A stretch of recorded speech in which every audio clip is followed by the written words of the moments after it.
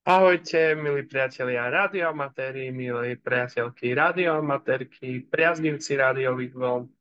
Moje meno je Matúš, Oto Mária 8, Adam Tomáš Emil. Ja som si pre vás dnes pripravil takú malú prednášku, ktorú sa mi bohužiaľ nepodarilo zrealizovať osobne, keďže mi pracovné povinnosti neumožnili stretnúť sa s vami. Verím, že o rok tomu bude inak. Dnešná moja prednáška je na tému propagácia radioamatérstva v podmienkach 21.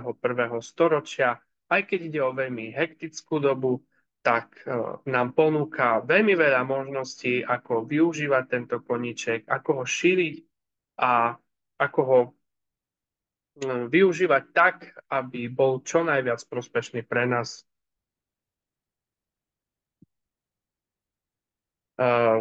Prvé také využitie a možno také, ktoré nie každý pozná, je využitie radiokomunikácie na núdzové účely.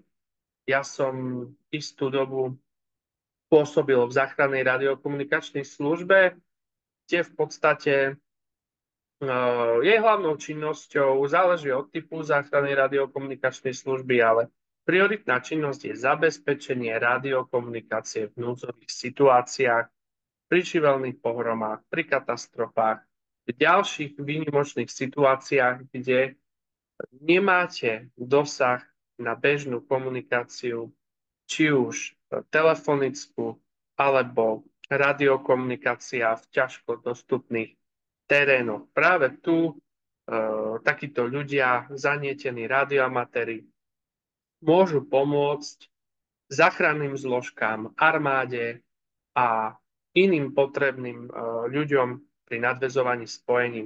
Na Slovensku máme ARES.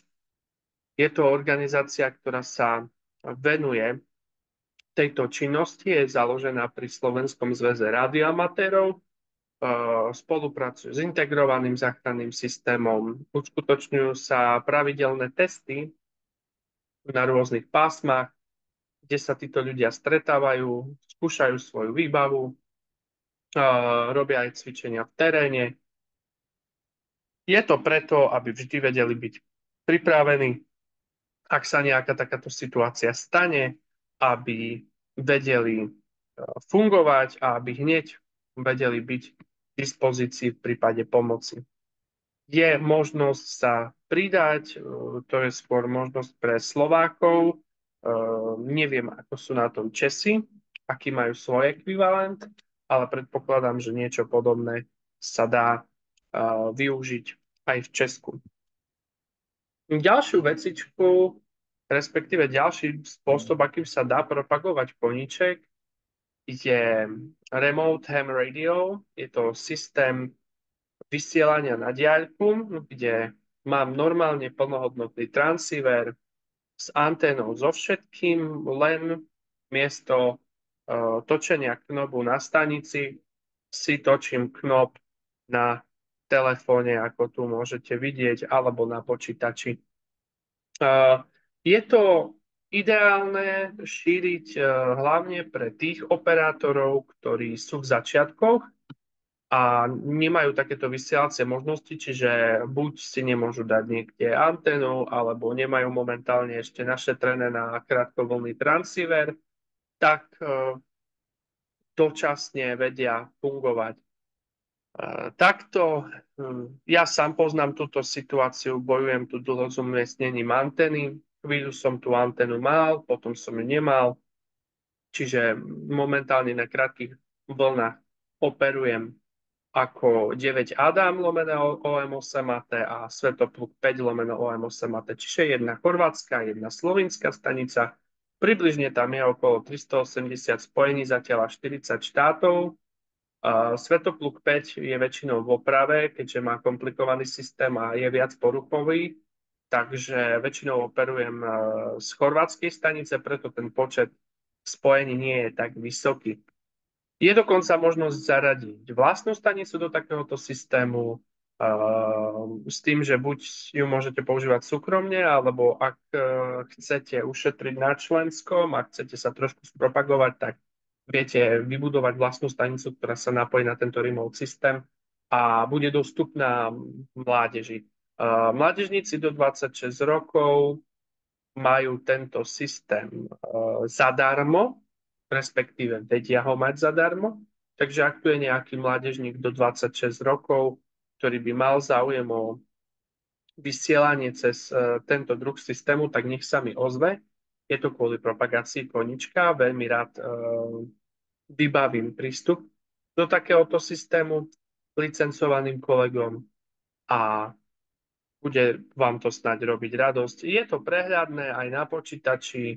Vidíte mapu v prípade, ak máte anténu polarizačného charakteru, čiže napojenú na rotátor, tak ten rotátor je napojený v systéme a ja si viem na diaľku anténu otáčať, mením si frekvenciu, pohybujem sa v podstate po spektre a na počítači to funguje s tlačením tlačidla CTRL, ale vy si viete tlačidlo naprogramovať, aké chcete. Sa spúšťa PTT, na telefóne v spodnej časti dotykovo PTT a rozprávate v podstate do reproduktora zariadenia. Kvalita je celkom dobrá, záleží aj od telefónu. Na počítač osobne používam slúchadlá s mikrofónom, na telefón nepotrebujem žiadne zariadenie. Ďalšia činnosť, ktorou sa aspoň ja snažím propagovať, tento koníček a všetci ste v tejto aktivite vítaní, sú kurzy radioamatérskej angličtiny. Úspešne máme za sebou už prvé 2 kurzy. Začal som s tým minulý rok na prelome septembra a októbra. Teraz na prelome február, marec alebo marec-apríl bol druhý kurz. Ide v podstate o moju myšlienku, ktorá vznikla náhodne, kedy jeden môj kamarát radioamatér sa mi posťažoval, že fú, ako ty dobre vieš po anglicky, ja by som chcel robiť svetové spojenia, neviem po anglicky, neviem, ako sa proste mám s nimi dorozumieť, ako mám urobiť spojenie a tak ďalej. No a mňa vtedy napadla taká šibalská myšlienka, že poďme teda spraviť kurz radioamatérskej angličtiny. Ja som si na to sadol. V mojom voľnom čase som vytvoril 6 lekcií základných, kde sú fakt základné veci, či už od pozdravenia, výmeny reportu. Na obrázku môžete vidieť ukážku z lekcie, kde je výbava. Pekne majú urobený dokument, kde mám originál v angličtine, fonetický prepis, aby vedeli výslovnosť a potom v 3. stupčeku, to už sa sem nevošlo, je preklad do slovenčiny. Robím to pre slovenských a českých kolegov zadarmo, bez nároku na nejaký honorár. Je samozrejme možný nejaký dobrovoľný príspevok, ak niekto chce podporiť moju činnosť, ale hovorím, je to dobrovoľné, nie je to povinné. Robím to preto, aby som otvoril dvere tým radioamatérom, ktorí nevedia po anglicky, aby mohli moje poznatky, ktoré im prenesiem, využiť a robiť aktívne tieto spojenia. Čiže momentálne sa to odohráva online 2-krát ročne. V prípade, ak by ste mali záujem, tak mi taktiež napíšte. Najbližší kurz by mal byť na prelome september-október, ale ak sa nazbiera fakt veľa záujemcov, že chcete robiť viackrát do roka tento kurz a mne to moje možnosti umožnia, tak ja budem len veľmi rád. Čiže kľudne treba napísať, treba sa skontaktovať, ja si vás zapíšem. Dávam vždycky info na Facebooky, na sociálne siete, dávam info aj mimo sociálnych sietí, lebo máme aj kolegov, ktorí nie sú na sociálnych sieťach. Čiže snažím sa vždycky informovať tak, aby to bolo.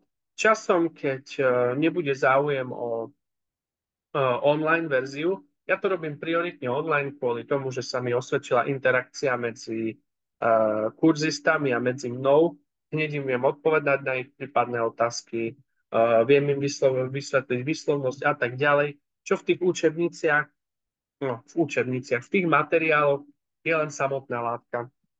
Časom ale plánujem doplnenie materiálov aj s nejakými organizačnými pokynmi, a bola by z toho kompletná učebnica, ktorá by potom bola dostupná v PDF podobe, aby ste si ju vedeli vytlačiť, aby ste sa z toho vedeli učiť.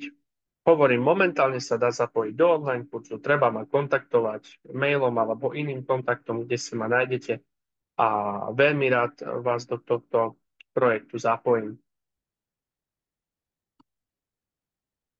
Ďalšia aktivita alebo činnosť, ktorá sa momentálne realizuje, je radioamatérsky kružok pre základné školy.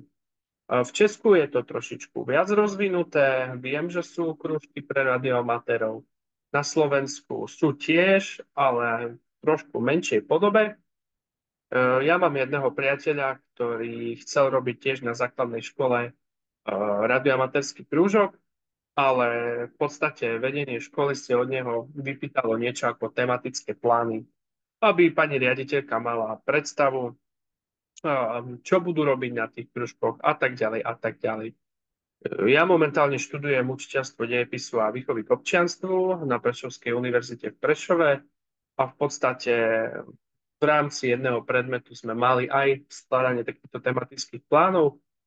Takže ja som sa rozhodol kolegovi radioamatérovi pomôcť a vytvoriť pre neho takéto tematické plány. Tu na tejto strane vidíte ukážku jedného z nich, kedy je názov látky, je tam všetko vysvetlené, sú tam odkazy na či už videá alebo články, nejaký obrazový materiál. Je to 40 tém, brali sme, že krúžok by bol raz týždenne, čiže to vyjde 4 krát na mesiac, čiže 40 tém s tým, že nemusí sa všetko odprednášať, lebo zarátate si do toho prázdniny, sviatky, kde kade, takže máte pár tém, ktoré vám zvyšia rezervne. Sú tam témy takéto teoretické, čo sa týka nejakých teoretických poznatkov. Sú tam témy praktické, či už o vysielaní, príjmaní, alebo o nejakom baslení, ľahkom pajkovaní a tak ďalej. Čiže je tam rôznorodosť tém, je to vypracované pre tie deti na 2. stupni základných škôl, ale v podstate, ak sa toto uchytí, tak plánujem robiť sériu tematických plánov aj pre stredné školy, kde treba rátať, že tam treba viac dať toho technického, aby sa to vyvážilo a aby aj z technickej časti si vedeli dať dokopy potrebné poznatky. Či ako hovorím, momentálne je to vo fáze dokončovania a ešte nejakých pár tém je tam, ktoré treba dotiahnuť do konca. Od septembra, ak sa podarí, tak by sa mali tie tematické plány začať využívať. Zatiaľ na jednej škole. A keď budete mať vy záujem o tieto materiály, že chcete podobný krúžok otvoriť aj u vás na základnej škole, veľmi rád, keď ma skontaktujete, vám to sprístupním. Možno viete svojimi nejakými vedomosťami alebo niečím prispieť, poopraviť to a tak ďalej. Čo sa týka, sa vrátim ešte ku tým kurzom radioamatérskej angličtiny. Okrem tej učebnice na radioamatérskú angličtinu mám v pláne aj učebnicu radioamatérskú ako takú. To znamená, v Česku máte skúšky na radioamatérskú licenciu písomné, u nás na Slovensku sú ústne. Čiže pre slovenských kolegov mám v pláne vytvoriť učebnicu, ktorá by sa skladala z otázok na skúšku. Je to dlhodobejší proces, pretože tie otázky sa menili, učebnica je rozsiahla, obrazový materiál je rozsiahly.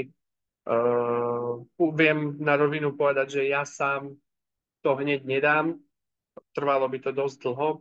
Takže ak sú tu slovenskí kolegovia alebo českí kolegovia, ktorí chcú s tým tiež pomôcť, pretože tie poznatky sú potrebné aj pre Čechov, rozdiel je len v podobe vykonávania tej skúšky, či ústne alebo písomne.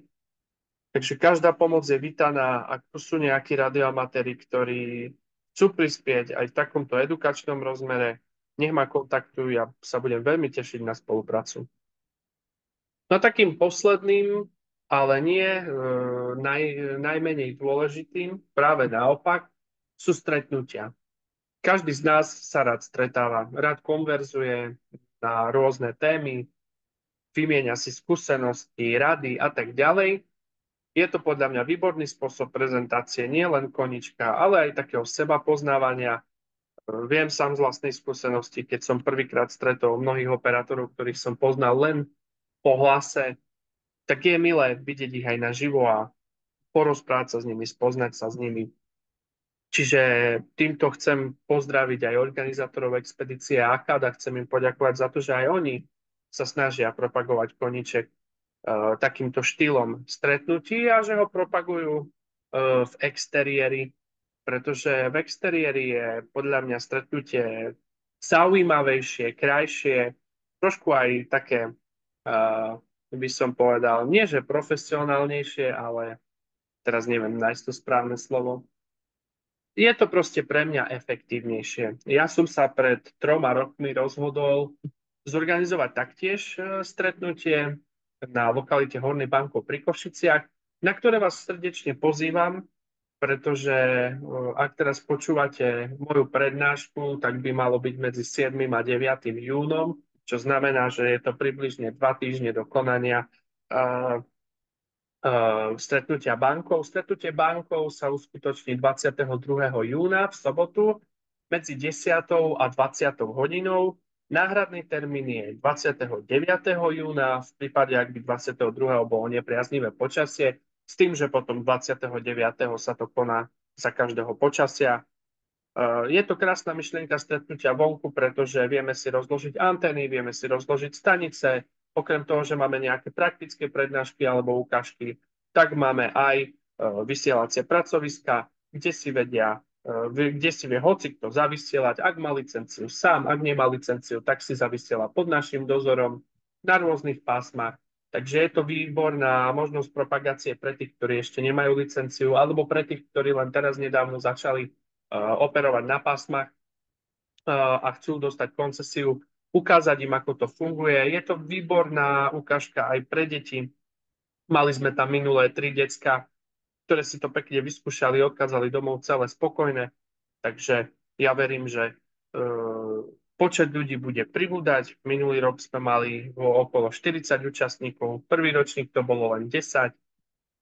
Takže tešíme sa na vás. Dúfame, že spoznáme nových ľudí, že naberieme nejaké nové skúsenosti a že si tento deň užijeme tak, ako má byť. Každá podpora je vítaná, či už materiálna alebo finančná, pretože ja sa momentálne snažím techniku, ktorú mám a ktorú aktívne nevyužívam. Ak je potrebné, tak sa snažím zapožičiavať kolegom, ktorí momentálne buď nemajú vysielacie možnosti, alebo začínajú na pasmách a chcú si nejaké tie zariadenia otestovať, tak sa snažím takýmto spôsobom trošku im pomáhať na začiatku, aby nemuseli čakať. Tak vieš, no kým si našetrím, musím počkať. Tak hovorím, šetri si, ja ti medzi tým niečo, nejaké zariadenie požičiam, vybehneš na kopec, otestuješ si ho a tak ďalej. To je v podstate posledná výhoda týchto stretnutí. Keď sú vonku, môžete si otestovať svoju výbavu. Či už ručnú stanicu, alebo stolnú stanicu, antenu. Väčšinou máme kolegu, ktorý má so sebou antenný analyzer, takže vám rád ochotne antenu premeria, či splňa podmienky, či nemá výchylky a tak ďalej. Tým sa dostávame ku koncu mojej prezentácie. V prípade záujmu akéhokoľvek, či o moju činnosť, alebo o iné zaujímavosti, ktoré vás zaujali v priebehu mojej prezentácie, ma neváhajte kľudne kontaktovať. Je tu môj profil na qrz.com. Na qrz.com mám aj profily remote staníc, takže si ich kľudne pozrite. Nájdete tam všetky podrobné informácie. Tak ako som povedal, pomoc je vítaná. Ak ma chcete podporiť v šírení radioamaterskej osvety, ja budem veľmi rád. Uvítam akúkoľvek formu, nie je to nutné, pomôže to ale šíreniu mojej myšlienky, čiže nie len radioamaterskej osvety, ale aj tomu systému s tým požičiavaním, kedy viem potom aj viac navnadiť kolegov do konička, lebo sám viem veľmi dobre, keď som bol ja v mojich začiatkoch, že som bol študent, mal som koľko? 17. 17 rokov som mal, bol som študent s málo peniazmi a viem, ako sa ma dobre uchytila komunita na začiatku, kde mi mnohú techniku som dostal do daru, niektorú som dostal od sponzorov, potom niektoré veci na začiatku, ako kolegovia, čo mali 40-eurové stanice, predali mi za 20, lebo vedeli proste, že chcem šíriť koniček a bez antény a stanice sa to nedá. Čiže určite treba si radioamatéri medzi sebou pomáhať. Či už vedomosťami, skúsenosťami, pomôcť kolegovi radioamatérovi niečo napajkovať, pomôcť mu naladiť anténu, kedykoľvek. Pretože to by mal byť ten hub spirit, kde by sme sa mali každý medzi sebou uctievať a tak to bude fakt svet krajší. Čiže kontakt na QRZ, QR kód je na môj Instagram pre tých, ktorí majú Instagram, tam dávam fotky, videá. V dohľadnom čase plánujem aj kanál na YouTube, ale momentálne som rozlietaný, takže jednak preto nie je čas a jednak snažím sa momentálne premyslieť, čo všetko by na ten YouTube šlo, aby ten kanál nebol len nejaký ďalší kanál do počtu, ale aby mal reálne zmysel pre celú radioamatérskú komunitu. Takže v tomto momente vám ďakujem za pozornosť. Posielam jedno veľké 73, pretože ma mrzí, že nemôžem byť s vami osobne, ale dúfam, že sa mnohí čoskoro stretneme, či už na bankové alebo mimo bankova. Ak budete v Košiciach, kľudne ma kontaktujte, ja vám veľmi rád urobím sprievodcu, nie len turistického, ale aj jedálenského, nápojového. Takže teším sa na vás, ja vám fakt ďakujem za možnosť odprezentovať túto prednášku.